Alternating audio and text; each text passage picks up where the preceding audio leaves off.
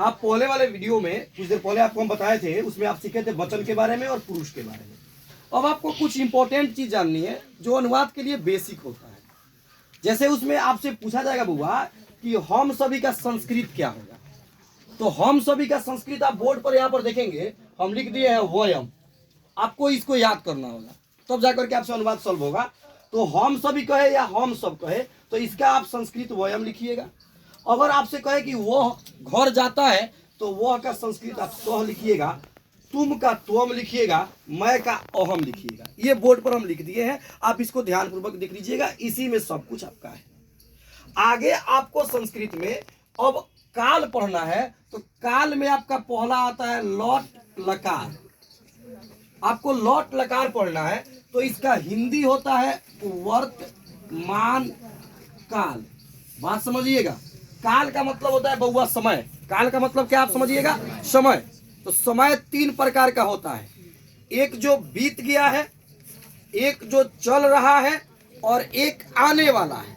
जो बीत गया है उसको हम लोग भूतकाल कहेंगे, जो अभी चल रहा है इसको वर्तमान काल कहेंगे। और जैसे सरस्वती पूजा आने वाली, तो पूजा जो आ रहा है तो उसको हम लोग भविष्यत काल कहेंगे।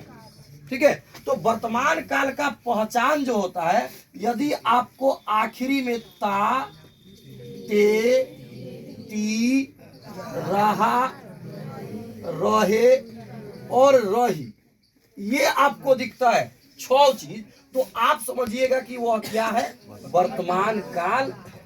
अगर ये 6 नहीं रहेगा तो वर्तमान काल नहीं होगा। पिछले साल एग्जाम में प्रश्न था, वह जा रहा है किस काल का है, वह जा रहा, रहा अंत में आया, तो देखो तो इसमें रहा है कि नहीं, तो रहा है तो कौन काल हो जाएगा, वर्तमान काल। तो अगर आखिरी में ता, ते, ती, जैसे वह खाता है, खाती है, खाते हैं, आया ना जी, तो और रहा, रहे, रही, तो ये आपका क्या हो जाएगा, वर्तमान काल होगा। अगर ये नहीं रहेगा तो वर्तमान काल नहीं होगा।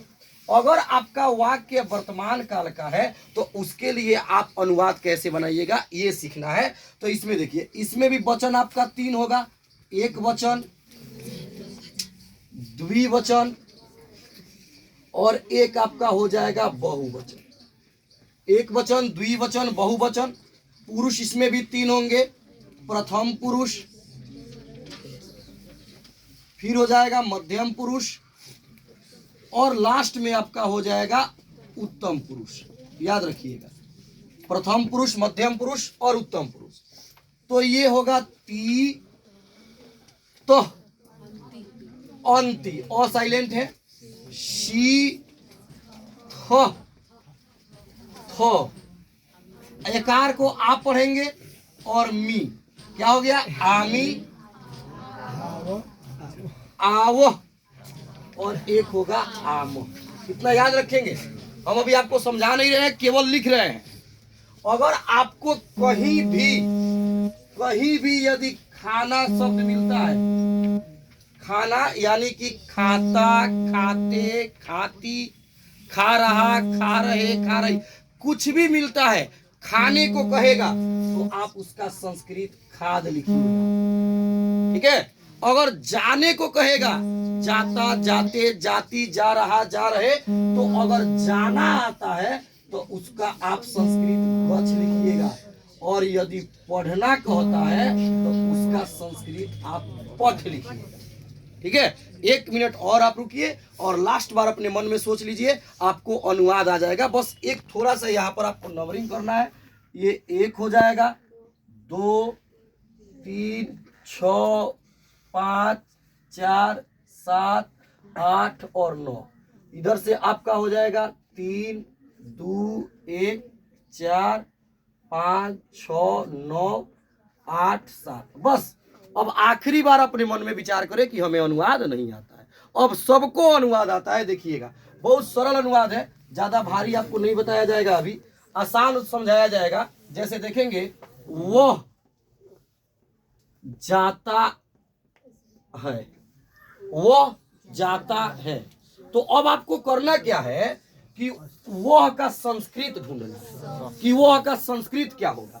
तो वह का संस्कृत हम यहाँ पर लिखे हैं स, तो हम वह के बदले सह लिख सकते हैं। तो यहाँ पर हम लिखेंगे स, क्या लिखेंगे, स लिख दिए। अब यहाँ पर बात जाने का है कि वो जाता है। तो मैंने आपको बोला था कि जाता, जाते, जाति कुछ भी कहेगा, जाने को कहेगा तो आप उसका संस्कृत गच्छ लिखिएगा, ठीक है।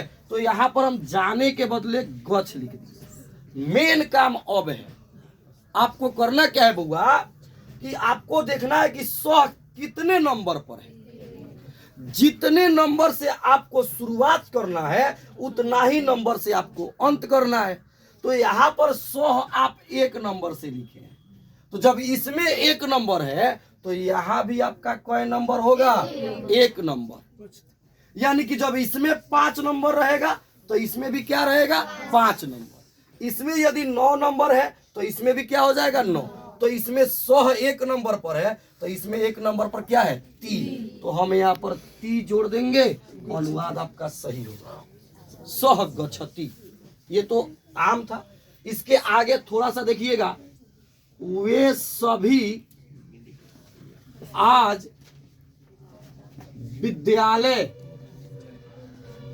वे सभी आज विद्यालय जा रहे हैं, वे सभी आज विद्यालय जा रहे हैं। बउआ अगर ये बीच वाला आपको नहीं आ रहा है, इसका संस्कृत क्या है, तो कोई दिक्कत नहीं है। हमें केवल शुरू और अंत से मतलब रखना है कि शुरू का क्या होगा और अंत का क्या होगा। बीच वाला आज का संस्कृत नहीं मालूम है तो आप आज लिख सकते हैं। विद्यालय का नहीं मालूम है, विद्यालय लिख सकते हैं। गुरुजी आपका गलत नहीं काटेंगे, ये बात बेहतरीन तरीका से याद रखेंगे। अब यहाँ पर आपको मिल रहा है वे सभी, तो वे सभी इसमें देखिए स मतलब होगा वह, तो का हो जाएगा वे दोनों, और ते का क्या होगा, वे सभी। तो हम वे सभी के बदले यहाँ ते लिखेंगे, ते लिख दिए। अब यहाँ पर आज है और विद्यालय है। यदि आपको आज का संस्कृत मालूम नहीं है तो आज लिख सकते हैं, लेकिन आज का संस्कृत होगा अध्यय। क्या होगा, अध्यय। विद्यालय का संस्कृत हो जाएगा विद्यालयम। और यहाँ देखिए फिर जाने की बात आ रही है, तो जब जाने का कहेगा तो हम यहाँ गच्छ लिखेंगे। अब शुरुआत आप कितने नंबर से किए हैं, देखिए तो 3 नंबर है शुरुआत में। तो जब शुरुआत 3 नंबर से तो अंत कितने नंबर से, जितने नंबर से शुरुआत उतने नंबर से अंत। तो अंत में आपका क्या है, अंति। क्या है, तो लास्ट में यहाँ पर जोड़िए तो क्या हो गया, ते अध्यय विद्यालयम गच्छन्ति। कुछ नहीं करना है, एक काम यदि आप याद रखते हैं कि जितने नंबर से शुरुआत करना है उतना ही नंबर से अंत। अगर ये जिसको आ गया उसको सब कुछ आ गया, बाकी कुछ अनुवाद में नहीं है। जैसे एक और अनुवाद आप देखिएगा, हम यहां पर लिख रहे हैं, हम सभी